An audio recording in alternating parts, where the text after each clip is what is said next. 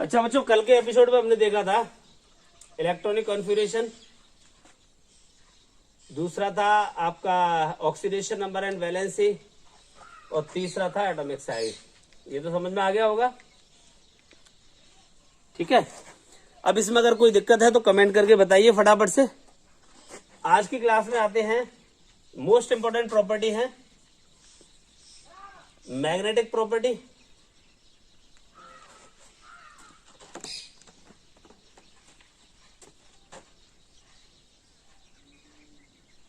Magnetic properties कैसे निकालते हैं? वैसे तो आपने सॉलिड स्टेट में पढ़ रखा है बेटा। There are 5 types of magnetic property: paramagnetic, diamagnetic, ferromagnetic,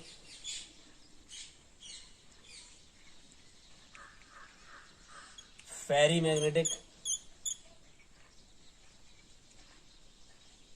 and at last anti ferro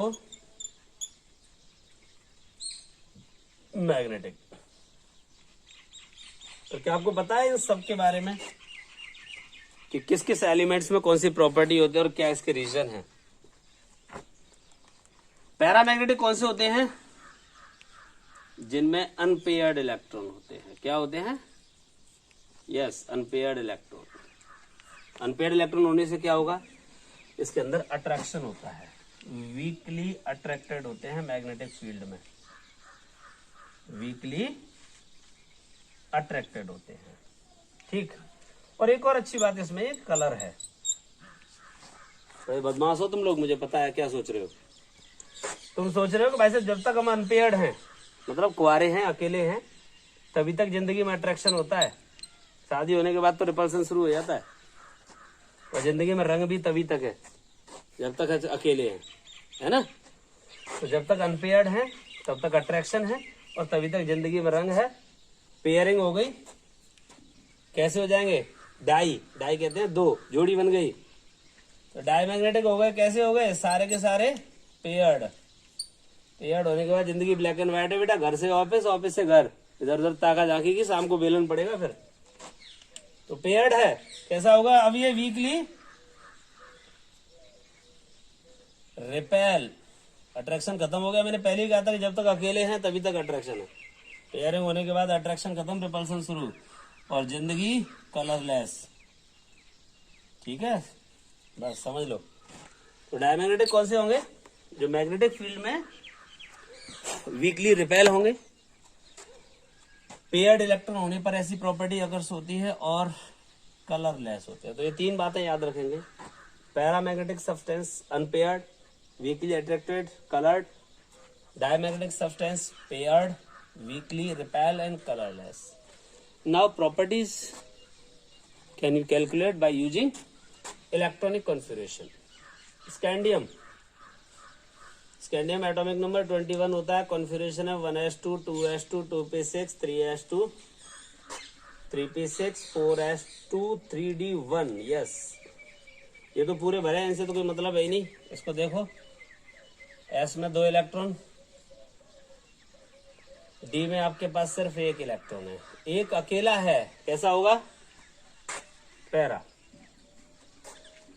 titanium बात करें, एक और बढ़ जाएगा, इस पे भी अनपेयर्ड है। टाइटेनियम, फिर वेनेडियम, क्रोमियम हो गया, फिर मैंगनीज, आयरन, सबके पास अनपेयर्ड है। कोबाल्ट, निकिल, कॉपर के केस में ये हो जाएगा, फिर इसके पास ये अनपेयर्ड है। मतलब आप ये मान लीजिए सारे डी ब्लॉक एलिमेंट्स आपके कैसे हैं? पैरामैग्नेटिक, क्योंकि सबके पास अनपेयर्ड इलेक्ट्रॉन होते हैं।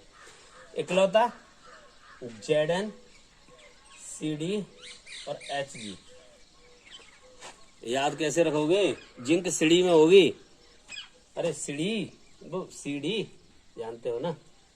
ये ऐसे एलिमेंट्स होते हैं जिनके पास फुली फिल्ड ऑर्बिटल होने की वजह से क्या होगा? अनपेयर्ड इलेक्ट्रॉन नहीं होंगे, तो ये इनकी सबकी जिंदगी खराब है। ये रिपल्सन फील कर रहे हैं, कलरलेस जिंदगी है। आप देखिए जिंक के जितने भी सॉल्ट हैं, बहुत सारे बच्चे कहते हैं सर हम कैसे पता करें कि कौन सा सॉल्यूशन कलर्ड होगा और कौन सा कलरलेस होगा? तो यहाँ से आपको पता चल जाएगा। आप उसका कॉन्फ़िगरेशन लिखो, यहाँ पे देखो अनपेयर्ड है तो कलर्ड है, अगर पेयर्ड इलेक्ट्रॉन है तो कलरलेस है। अब आपसे पूछा जाएगा ZnSO4 का कलर बताओ, तो बेचारा Zn तो पहले से नंगा भूखा है, उसके पास तो अनपेयर्ड है ही नहीं, तो वो तो कलरलेस ही होगा। ठीक है, और बाकी जो एलिमेंट्स थे scandium, titanium, vanadium, chromium, manganese, iron, cobalt, निकल, कॉपर, सारे के सारे कलर्ड सॉल्यूशन बनाएंगे। ठीक, तो ये चीज याद रखेंगे आप लोग। ये दो बातें तो हमने बता दी आपको, सारे पेयर्ड हैं डाई और अनपेयर्ड है तो पैरा। इसके अलावा ये जो प्रॉपर्टी है फेरो फेरी, ये डोमेन्स पे डिपेंड करती हैं। डोमेन्स तो आपने पढ़े ही होंगे, the group of similar properties known as the domains. अब जैसे कोई एटम देख लिया आपने, दिख तो रहा है ना यहाँ पे।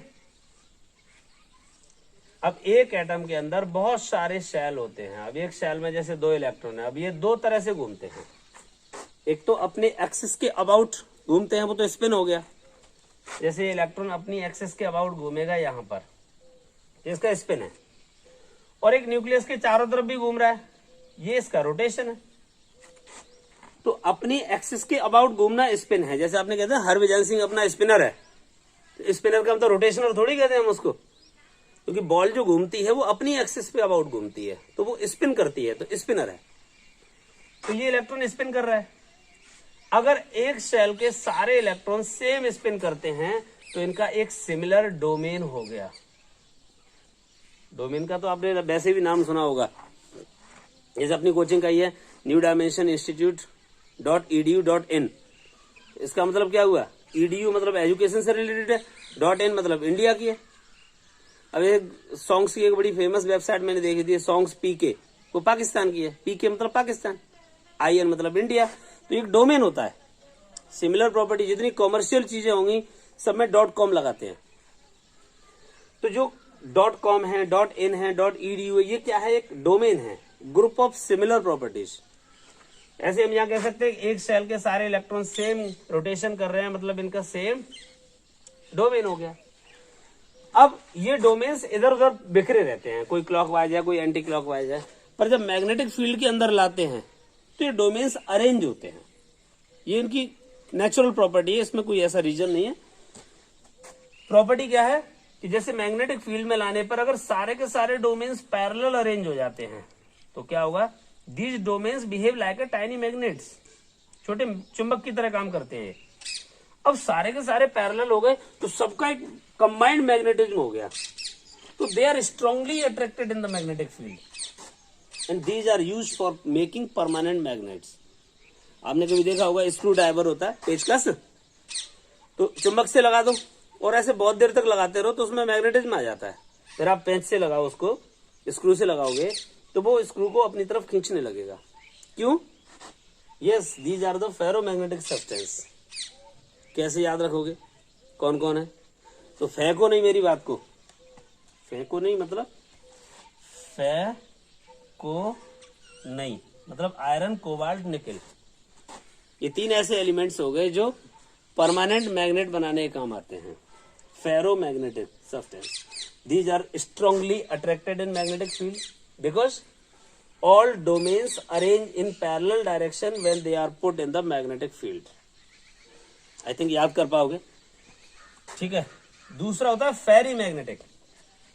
These are weakly attracted in magnetic field because some of the domains are in anti-parallel direction.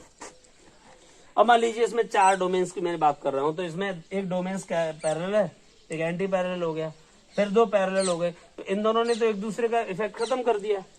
अब जो मैग्नेटिज्म आएगा that is due to the remaining domains. तो क्या होगा, these are weakly attracted in magnetic field because this type of property occurs due to the unequal number of parallel and anti parallel domains. अच्छा, कभी कभी ऐसा होता है, सब मेरी बात मानोगे नहीं मानोगे, मानो MNO इसका एग्जाम्पल है फेरीमैग्नेटिज्म का। कभी कभी ऐसा होता है कि इक्वल नंबर ऑफ पैरेलल और एंटी पैरेलल डोमेन्स होते हैं, तो ये बेचारे उभरने नहीं देते किसी को भी, एक दूसरे के इफेक्ट को वहीं खत्म करके मामला निपटा देते हैं। तो these are neither attracted nor repel in the magnetic field. Yes, such type of substance are called anti-ferromagnetic substance. कहीं जगह नहीं छोड़ी बोर्ड पे तो मैंने कचुम्बर बना दिया है। फिर भी बताऊंगा आपको ferrite, Fe3O4. Ferrite is the substance which show anti-ferromagnetic substance. एक अच्छी बात बताऊं आपको, तुम लोगों को, इन तीनों को आप हीट करो, तो हीट करोगे तो क्या होगा, ये सब के सब पैरामैग्नेटिज्म में चेंज हो जाते हैं। मतलब सबका काल आता है एक दिन। ये भी अपनी प्रॉपर्टी के फॉर्म में एग्जिस्ट कर रहे हैं। अगर आप इनको गर्म करोगे तो ये सब के सब पैरा हो जाएंगे। मतलब अंतिम दर्शन यही है सबका। ठीक है, बाहर कितने भी कमा के आ जाए, नौटंकी कर लें, कुछ भी कर लें, नाम कमा लें, अंत में उसे गांव आना है। तो ये सबकी प्रॉपर्टी है, लेकिन आने की कंडीशन होती है, ऐसे ही नहीं आ जाते। 850 केल्विन पे जब इनको हीट करोगे तब जाकर के ये पैरामैग्नेटिक सब्सटेंस में कन्वर्ट होंगे। क्यूरी, क्या बोलते हैं इसको? अच्छा, क्यूरी ने बताया था इसको। ठीक है, ये क्यूरी टेम्परेचर बोला जाता है। वो है ना अपनी मेरी क्यूरी, अरे उसका नाम है मैरी क्यूरी यार, मेरी थोड़ी ना, वो मैडम क्यूरी है वो। ठीक है, ये मेरी क्यूरी है और उसके पति थे पीरे क्यूरी। दोनों ने मिलके ही ये बताया था कि सब फेरो, फेरी, एंटी फेरो कोई भी हो, सबको जब आप 850 पे हीट करोगे, हाँ एंटी फेरो के लिए 650 केल्विन है, बाकी सब के लिए 850 है, तो ये पैरा में कन्वर्ट हो जाते हैं। ठीक है, चलिए फिर बाकी की प्रॉपर्टीज कल पढ़ते हैं। Thank you.